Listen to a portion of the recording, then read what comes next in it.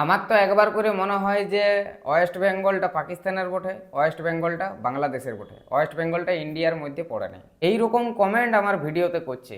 সে আরও ওয়েস্ট বেঙ্গলে বসবাস করে, পাকিস্তানেরও লয় বাংলাদেশেরও লয়। তাহলে এত সাহস ইয়ারা পাচ্ছে কোথার থেকে?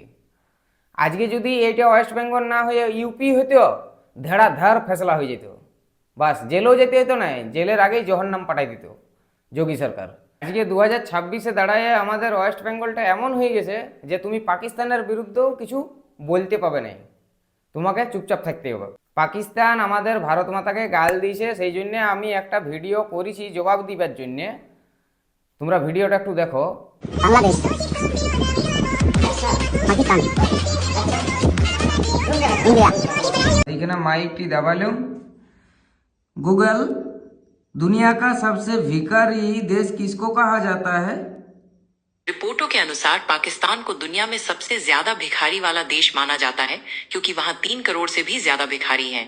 তো সেই ভিডিওতে এইরকম কমেন্ট, আর সে আবার পাকিস্তানেরও লয় বাংলাদেশেরও লয়, সে আমাদের ভারতবর্ষের ওয়েস্ট বেঙ্গলের বটে। তাহলে এই আইডিটাকে খুঁজে বার করা হোক, ইয়াকে শাস্তি দেওয়া হোক। কেন দেওয়া হচ্ছে না?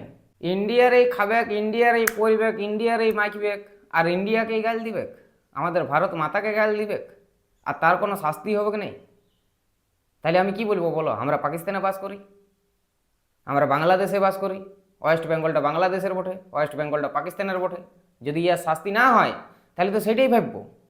তাহলে আমি বলবো এই ভিডিওটা মোচাড়িয়ে শেয়ার করো, ঝাঁকিয়ে শেয়ার করো, যাতে এই হারামি ধরা পড়ে আর ইয়ার শাস্তি হয়। দেশের বিরুদ্ধে বলার শাস্তি কতটা কঠোর হয় সেটা তোমাদেরকে দেখাই দেবো আর প্রমাণ করতে হবে।